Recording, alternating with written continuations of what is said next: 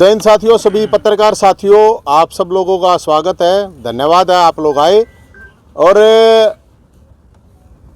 आज की जो मीटिंग है रोहतक में हुई, करीब 10 जिलों से लोग अलग अलग प्रतिनिधि आए थे और ये डिसाइड हुआ है कि जो 23 अप्रैल को भगवान परशुराम जन्मोत्सव मंदिर मूर्ति निर्माण की जो नींव रखी जाएगी उसको लेकर 36 बरादरी 36 समाज के लोगों के साथ मिलकर मनाई जाएगी।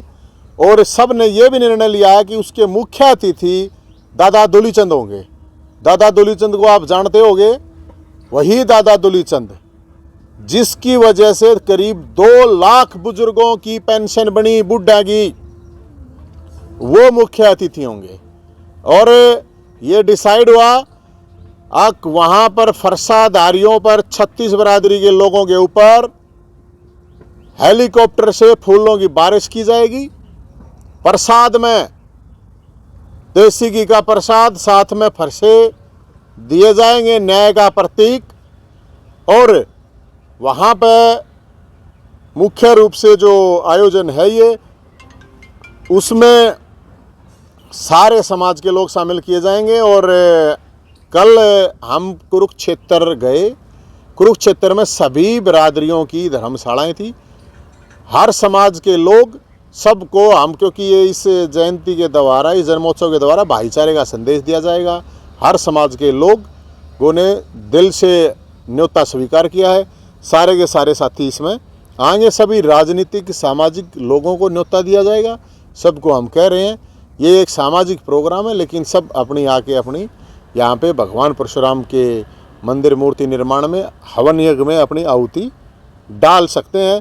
और इसके अलावा एक शिकायत पेटी रखी जाएगी, क्योंकि हम ऐसा मानते हैं कि भगवान परशुराम जो थे वो अवतार हैं, हर बरादरी के हैं, उस पर किसी एक बरादरी का हक नहीं है। वो छठे अवतार थे और लोगों की समस्याओं को दूर करते थे। और हम ये मानते हैं क्योंकि भोले के वो सबसे बड़े भगत थे और हम उनके चेले हैं, भोले के भगत हैं, तो हमारा भी ये फर्ज बनता है कि जो दीन दुखी है आज इस शासन प्रशासन से जो लोग, उन सब को भी न्योता है। और वहाँ पे शिकायत पेटी भी रखी जाएगी, जिसके समाधान के लिए हम बाद में सड़कों पर लड़ाई लड़ेंगे, सड़कों पर संघर्ष करेंगे।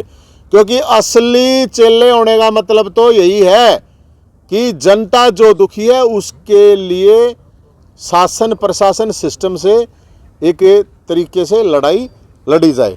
और जो सरकार ये कहती है, सवाल इस बात का है कि मुख्यमंत्री जी बार बार ये कह रहे हैं ये ज़मीन दे दी, ये ज़मीन दे दी।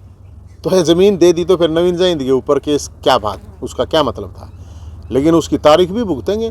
और भव्य जिस तरह से अयोध्या में राम मंदिर, उसी तरह से भव्य परशुराम मंदिर परावर रोहतक में बनेगा।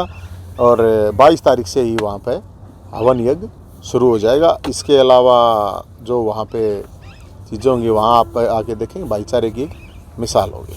नवीन जी, सरकार ने जो रोहतक में, परावर में जो 23 अप्रैल को आप जयंती मना रहे हैं परशुराम, जो बीजेपी सरकार है, उन्होंने संगठन है उनका, उन्होंने रोहतक के आसपास के 23 तारीख को कई कार्यक्रम रख दिए रोहतक जिले के चारों तरफ। इस चक्करियों है सरकार का? ऐसा है, ये मैं कह रहा हूँ, मैं पहले भी कह रहा हूँ, मुख्यमंत्री खट्टर साहब को तो बुलाए रहे हमें, हमने कोई मना थोड़ी करा, नुक्ता सबका दिया है। लेकिन मैं ये बता रहा हूँ, खट्टर साहब और इनके अध्यक्ष धनखड़ साहब आके देखो तो सही, परावर में आओ, दिखाएंगे।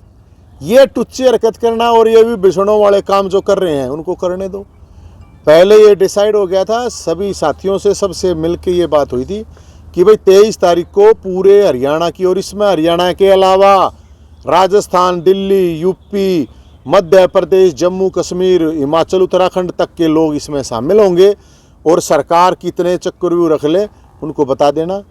हमारे साथ भोलेनाथ का त्रिशूल है और भगवान परशुराम का फरसा है, और अभिमन्यु भी है, हमारा अर्जुन भी है, ये भी बता देना। ये चक्रव्यूह फरसे तक काट देंगे सारे चक्रव्यूह ने, आप बिल्कुल चिंता ना करो। और सबको मैं तो यही कहूँगा, 23 तारीख को ये सभी समाज ने डिसाइड कर रखा है पूरे राज्य की एक जो राज्य स्तरीय है वो परावर में मनाई जाए, क्योंकि परावर वहाँ पे एक स्वाभिमान स्थल है। तो कितनी जिस तरह से पिछले साल कई प्रदेशों से मतलब जो है ना श्रद्धालु वहाँ आए थे, जिनकी मतलब श्रद्धा इस बार भी सुनने में आया है कि कई प्रदेशों से लोग पहुंचे हैं। देखो, इसमें कई प्रदेशों से पहुँचेंगे। मैंने जैसे बताया है कि राजस्थान, मध्य प्रदेश, यूपी, उत्तराखंड, हिमाचल, जम्मू कश्मीर से भी लोग यहाँ पर आएंगे, हरियाणा के अलावा। और आपको जानकारी दे दूँ कि अलग अलग देशों से भी आएंगे। एक साथी आज ही अभी मीटिंग में आए थे हमारे राकेश जी, आज अमेरिका से आए हैं, स्पेशल जयंती के लिए आए हैं। और सब मिलके सब साथियों को भी मैं तो ये कह रहा हूँ, भाई हमारे पास तो उनके होंगे अलग अलग बड़े बड़े लोग होंगे, पैसे वाले लोग होंगे, उनके अकॉर्डिंग बड़े होंगे, हमारे अकॉर्डिंग नहीं है। हमारे अकॉर्डिंग दादा दुलीचंद यहाँ इसके मुख्य अतिथि होंगे और हर समाज के आदमी को वहाँ पे मंच पे स्थान मिलेगा। और ये एक भाईचारे की ऐतिहासिक एक मिसाल होगी। और जो भाईचारा हमने कुरुक्षेत्र देखा, हर बिरादरी की धर्मशाला में जाके हमने पीले चावल दे के न्योता दिया और उन्होंने जिस तरह से हमें गले लगाया, तो हमारा फर्ज बनता है आक हम भी उसी तरह से गले लगाओ। और सबका ये सामूहिक प्रोग्राम। आपने किस तरह से तैयारियां की हैं इस प्रोग्राम की? इसकी तैयारी तो यही है कि वही सब लोगों को न्योता दे के आएंगे, हर ज़िले में जाएंगे, हर ज़िले में जा के न्योता दे के आएंगे और सबको पीले चावल दे के हम न्योता दे रहे हैं और सबका फर्ज बनता है। और इसमें सबसे बड़ी बात ये है कि भगवान परशुराम ने जिस तरह कहा है कि दीन दुखी गरीब आदमी के साथ अन्याय होता है तो फरसा लेके खड़े हो जाओ, लोगों की समस्याओं का समाधान करो। तो हम तो ये मानते हैं जो भगवान परशुराम ने कहा है उनके बताए हुए रास्ते पे चल रहे हैं और सबका भला ही हम ये मानते हैं कि हमारा भी भला हो, सबके भले में ही हमारा भला। नवीन जी, कितनी संख्या पहुंचेगी यहाँ? संख्या भोलेनाथ जाना है, भगवान परशुराम जाना है, मेरे हाथ में संख्या थोड़ी है। संख्या तो कितने पहुंचे कितने नहीं पहुंचे पिछली बार देखे होंगे ना, कितने फरसाले पहुंचे थे।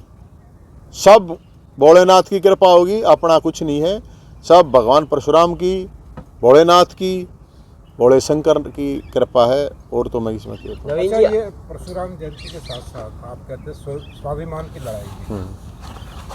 स्वाभिमान की लड़ाई इसलिए है कि सरकार ने कब्जा कर रखा था, पिछली सरकार ने भी कब्जा कर रखा था, इस सरकार ने भी कब्जा कर रखा था, कब्जा नहीं छोड़ा थी। वो कब्जा छुड़वाया 36 बरादरी के साथियों के साथ मिलकर प्रसादारिया ने फरसे के दिन पर जमीन ले रखी है। और अब सारे 36 बरादरी के लोगों के ऊपर, फरसेदारियों के ऊपर हेलीकॉप्टर तय बरसेंगे फूल। वे इसलिए क्योंकि योद्धाओं, वो तो युद्ध स्थल है भाई साहब, योद्धाओं का वो है। और योद्धा आएंगे, बोधा है उसको हम योद्धा बनाएंगे। हम तो कोशिश कर सकते हैं। और स्वाभिमान की इसलिए बात है कि जो चीज़ 13 साल तक जिसको कब्जे में रखा सरकारों ने, उससे छुड़वाया और सबका न्योता है गति। और तमय क्या कहना चाहोगे लास्ट में लोगों को ये कहें भाई, सरकार ने चुकर देगा, परावर की जमीन के चुकर देगा, अलग अलग जगह प्रोग्राम रखवाओगी 23 तारीख की। आप लोग अगर समाज के हितैषी हैं और दम रखते हैं तो इनके सामने दूं मिलाने की कतई जरूरत नहीं है। सबसे मैं कह रहा हूं, स्वाभिमान बलिदान से बड़ी कोई चीज नहीं है। और सब साथियों से ये अपील है, पूरी ताकत लगाओ और सरकार और इस सिस्टम को भी दिखाओ। और जब न्योता जब मैं देने ला रहा हूँ तो हमने तो कोई भेदभाव किसी के साथ रखा नहीं, हर बरादरी, हर पार्टी, संगठन सबका न्योता है और हम ये दिखा देंगे। और मुख्यमंत्री साहब को चेतावनी तो मैं कह दूँ, और धनखड़ साहब जो अध्यक्ष हैं, ये क्या हरकत करवा रहे हो, ये क्या टुच्ची हरकतों में क्या रखा है। एक बोला भिवानी दरवा दी, कोई मेरे को बता रहा था कि भिवानी में एक इन्होंने भगवान परशुराम जयंती दरवा दी, एक वहाँ पे गुड़गांव में दरवा दी और बता रहे हैं आसपास रखवाओगे। अरे जब हम राज्य लेवल पे एक मना रहे हैं, पहले डिसाइड हो चुका है, तो अब इस तरह क्यों करना ठीक नहीं। यार मैं तो नहीं हूँ, 100 जयंती दरवाओ खट्टर साहब, अपने हर उसको कहो कि वो भगवान परशुराम जयंती मनाए। और इनको अब याद तो आ गया भगवान परशुराम, ये भी बड़ी बात है। अरे ना कुछ ना फर्क पड़ता है। जी बताओ। क्या नेताजी, ये 2024 की जैसे पार्टियों ने तैयारी कर दी है सभी ने, क्या ऐसे आपकी चुनाव की तैयारी है ब्राह्मणों को साधने के लिए जो परशुराम जयंती? नहीं, देखो ये जो लोग कर रहे हैं, ये जो लोग कह रहे हैं ब्राह्मणों की राजनीति, तो पहली बात तो ना मैं किसी पार्टी में हूँ और ना सिर्फ ब्राह्मणों की जो बात कर रहे हैं तो ये मूर्ख लोग हैं, इनको मैं कुछ कह नहीं सकता। मैं ये बता सकता हूँ कि जब 2 लाख बुजुर्गों की पेंशन बनती है तो अकेले ब्राह्मणों की नहीं बनती भाई। जब खेल कोटे के लिए लड़ाई लड़ते हैं तो अकेली एक जाति की तो बात है नहीं, सभी जातियों की बात है उसमें। जब रोजगार के लिए लड़ाई लड़ते हैं तो हर रोजगार में तो हर बिरादरी के लोग आते हैं। जब अगर गरीबों के घर गिराए जाते हैं तो वो तो मेरी तो बिरादरी के नहीं थे। तो कितने मैं आपको ऐसे उदाहरण दे सकता हूँ। जब मेरे ऊपर FIR होती है तो बाहरियों को एडमिशन नौकरी लगाने की बात है तो मैं जेल में जाता हूँ, तो मैं कोई बिरादरी के लिए तो जा नहीं रहा हूँ। जब किसानों की अगर समस्या का समाधान नहीं होता, हम ऑफिस में जाकर आवाज़ उठाए हैं, उस पर मेरे पे FIR है, तो या तो बिरादरी की बात नहीं है। जब हम भाईचारे और नशे के खिलाफ कावड़ यात्रा लेकर आए हैं तो वह भाईचारे बनाने में इस तरह और आगे के उस पर FIR हो। मेरे पर 10 केस हैं। 10 केस नहीं बता दो। अरे 10 केस कौन से नेता के ऊपर है? विपक्ष के ऊपर है। 10 केस ला रखे मेरे पे, जिनकी आए महीने 5 तारीख भुगतू हूँ मैं। बताओ, इसमें एक बिरादरी ये तो भाई जिसने जो कहना कही जाएगा उसका मेरा कोई फर्क नहीं पड़ता। आप तो 31-36 बिरादरी के लिए, सब के लिए काम करें, किसी के साथ अन्याय होगा वहीं जाके खड़े होंगे। तो इनके लिए तो मेरा यही जवाब है।